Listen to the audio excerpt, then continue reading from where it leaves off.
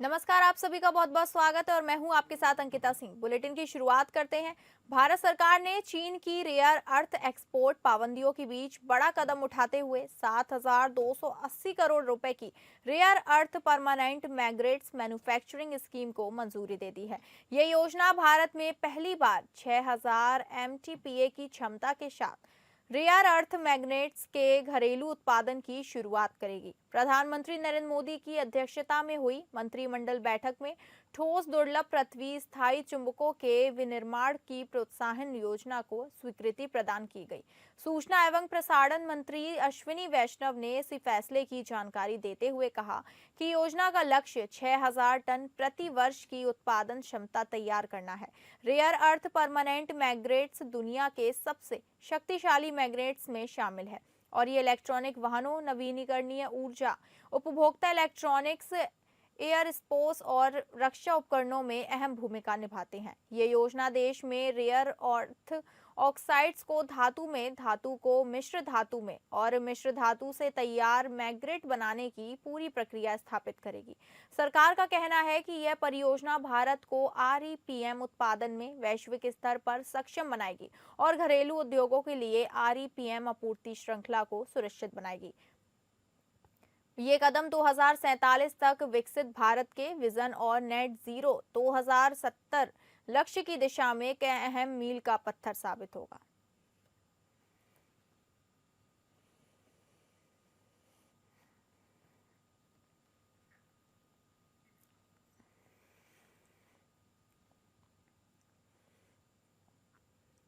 उत्तर प्रदेश के मुखिया योगी आदित्यनाथ आज जेवर में बन रहे नोएडा अंतर्राष्ट्रीय हवाई अड्डे के निर्माण कार्य की प्रगति का जायजा लेंगे। निरीक्षण के बाद वे अधिकारियों के साथ समीक्षा बैठक भी करेंगे। इसके उपरांत सूबे के मुखिया नोएडा के सेक्टर 50 में स्थित एक निजी अस्पताल के उद्घाटन समारोह में शामिल होंगे। नोएडा प्राधिकरण के अधिकारियों के अनुसार सीएम योगी के कार्यक्रम में बदलाव किया गया है। पहले ये तय था कि वे गाजियाबाद में कार्यक्रम में भाग लेने के बाद जेवर एयरपोर्ट का दौरा करेंगे और फिर नोएडा आकर सेक्टर 50 के अस्पताल का उद्घाटन करेंगे।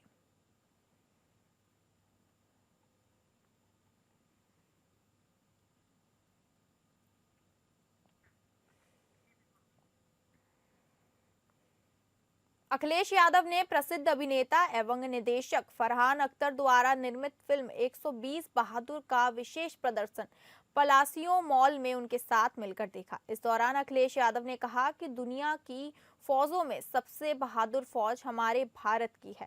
इस फिल्म ने हमारे तमाम जवान को जोखिम भरा जीवन जी रहे उनकी याद दिलाई है।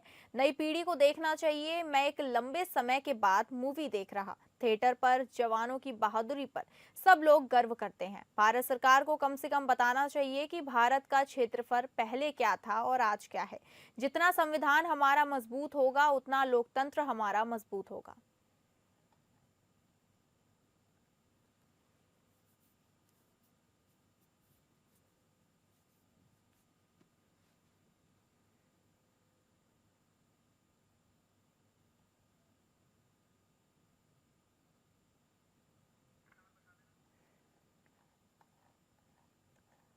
आपको बता दें, अखिलेश यादव ने प्रसिद्ध अभिनेता और निदेशक फरहान अख्तर द्वारा निर्मित फिल्म 120 बहादुर का विशेष प्रदर्शन पलासियो मॉल में उनके साथ मिलकर देखा।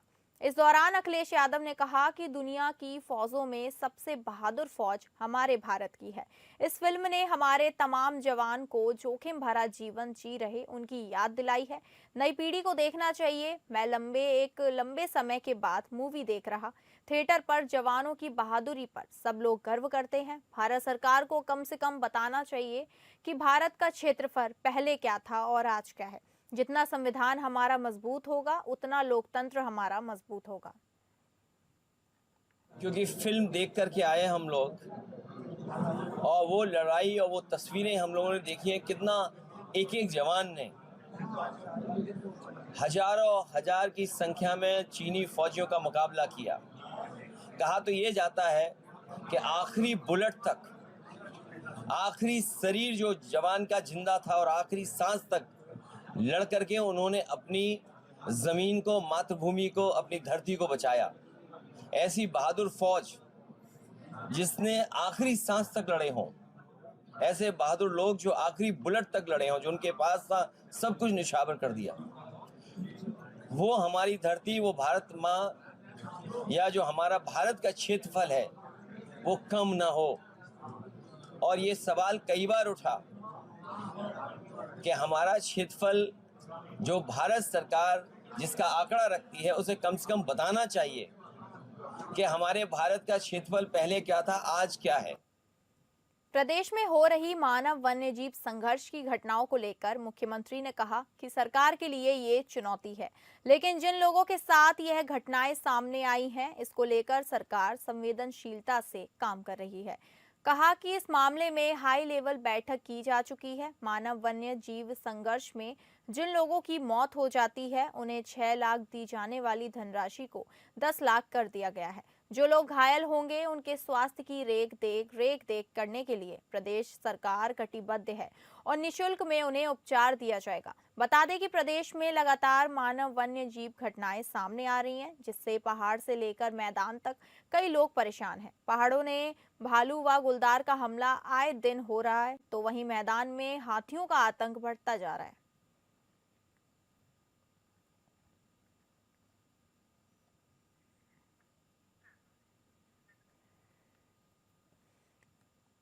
धामी सरकार 12 साल से अधिक की सेवा कर चुके उपनल कर्मचारियों को समान काम के लिए समान वेतनमान देगी। मुख्यमंत्री के निर्देश पर शासन ने इस संबंध में आदेश जारी किया है, जिसके बाद 16 दिन से हड़ताल पर चल रहे उपनल कर्मचारियों ने शासन के आदेश के बाद अपना आंदोलन स्थगित कर दिया। मुख्यमंत्री पुष्कर सिंह धामी ने कहा कि उनकी सरकार के 3 साल पूरे होने पर उन्होंने उपनल कर्मचारियों के लिए घोषणा की थी। सरकार क्रम के तहत उपनल कर्मचारियों को प्रक्रिया में शामिल करके समान वेतन देगी। उन्होंने कहा, सरकार और कर्मचारियों ने बेहतर बातचीत करके एक समन्वय बनाया है। उपनल कर्मचारी हमारे राज्य के महत्वपूर्ण अंग हैं। निश्चित रूप से उन्हें राज्य के सभी लाभ मिलने चाहिए।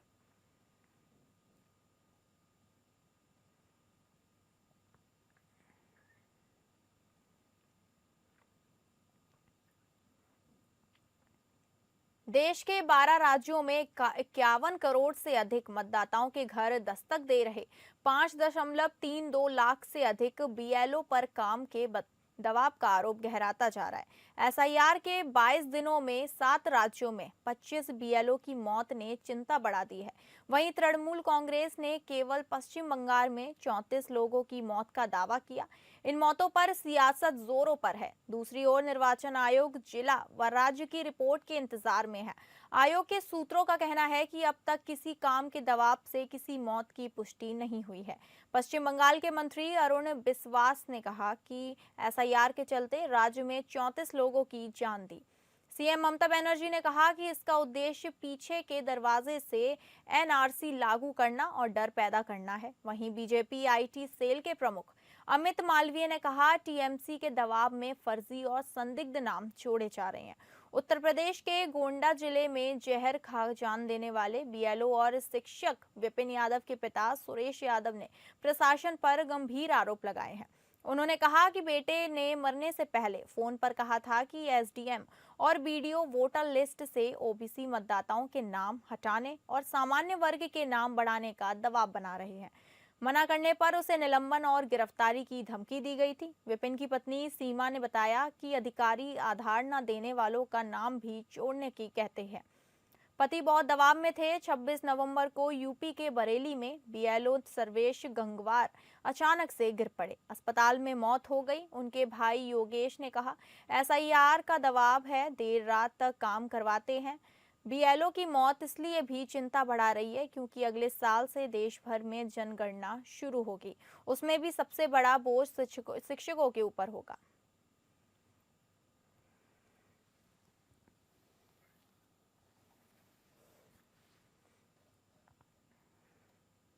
विवादित शो इंडिया गॉट्स लेटेंट में आपत्तिजनक टिप्पणी के चलते एफआईआर झेल रहे रणबीर अलाहाबादिया और साथ ही यूट्यूबर आशीष चंचलानी की अर्जी पर सुप्रीम कोर्ट आज सुनवाई करेगा।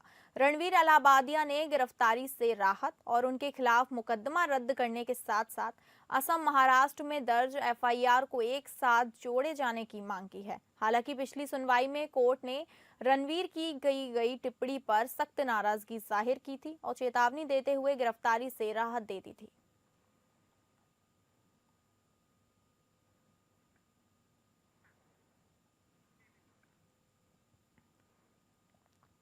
कुशीनगर जिले से एक हैरान कर देने वाली खबर सामने आई है, जहां दहेज की मांग पूरी न होने पर दूल्हे पक्ष ने बारात ही नहीं निकाली, जबकि लड़की पक्ष ने 1500 लोगों का खाना तैयार था।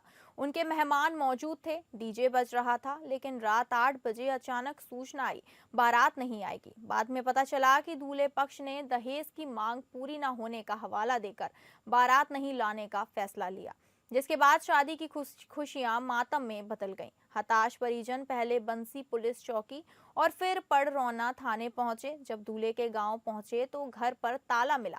बता दें कि दूल्हा नागेंद्र साहनी की शादी 8 महीने पहले तय हुई थी।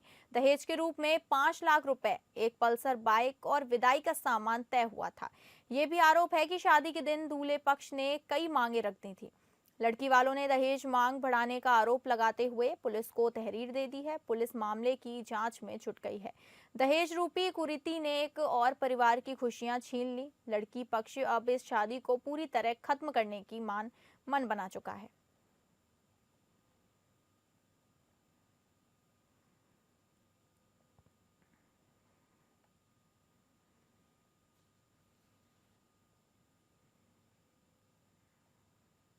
भारत को 2030 कॉमनवेल्थ गेम्स की मेजबानी का अधिकार मिल गया है। स्कॉटलैंड के ग्लासगो में कॉमनवेल्थ स्पोर्ट्स जनरल असेंबली में हुई बैठक में भारत के अहमदाबाद शहर के नाम को औपचारिक मंजूरी मिल गई है। ये भारत की उस महत्वाकांक्षी योजना में बड़ा कदम है, जिसके तहत वो एक ग्लोबल मल्टी स्पोर्ट्स हब बनना चाहता है। भारत ने आखिरी बार 2010 में दिल्ली में कॉमनवेल्थ गेम्स की मेजबानी की थी। इस बार ये आयोजन अहमदाबाद में होगा, जहां पिछले एक दशक में स्पोर्ट्स इंफ्रा को तेज गति से विकसित किया गया है। 2030 की कॉमनवेल्थ बोली में भारत का मुकाबला नाइजीरिया के शहर अबुजा से था, लेकिन कॉमनवेल्थ स्पोर्ट ने अफ्रीकी देश को 2034 एडिशन के लिए विचार में रखने का फैसला लिया।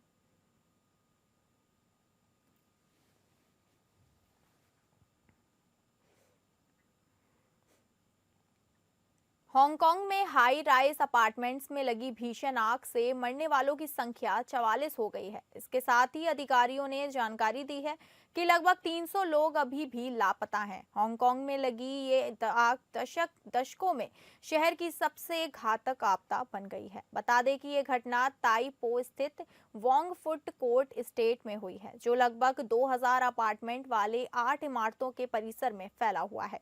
गगनचुंबी इमारतों के लिए पहचाने जाने वाले इस अत्यधिक घनी आबादी वाले फाइनेंशियली सेंटर में इस त्रासदी ने भयंकर सदमे की लहर पैदा कर दी है।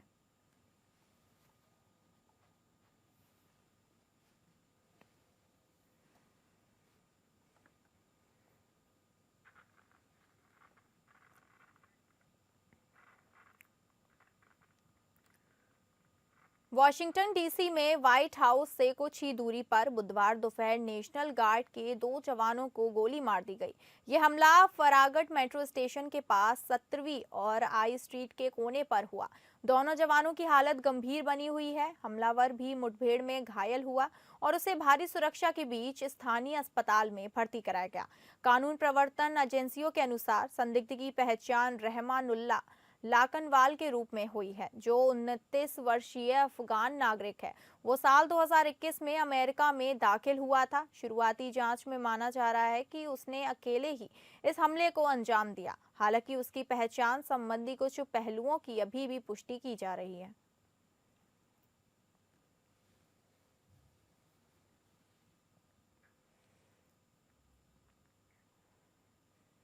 अमेरिका के राष्ट्रपति डोनाल्ड ट्रंप ने मंगलवार को कहा कि यूक्रेन और रूस के बीच युद्ध समाप्त कराने की उनकी योजना तैयार है और वे अपने दूत स्टीम बिटफोर्ट को रूसी राष्ट्रपति व्लादिमीर पुतिन से और सेना सचिव डैन डिस्कॉल को यूक्रेनी अधिकारियों से बातचीत के लिए भेज रहे हैं। ट्रंप ने संकेत दिया कि वो भी पुतिन और यूक्रेन के राष्ट्रपति वोलोदिमीर जेलेंस्की से मुलाकात कर सकते हैं, लेकिन वार्ता में पर्याप्त प्रगति होने पर उन्होंने कहा कि वो उपराष्ट्रपति जेडी वेंस, विदेश मंत्री मार्को रूबियो, युद्ध मंत्री पीट हेगसेथ और अमेरिकी राष्ट्रपति के आधिकारिक आवास एवं कार्यालय व्हाइट हाउस की चीफ ऑफ स्टाफ सूजी वाइल्स के साथ प्रगति की जानकारी लेंगे।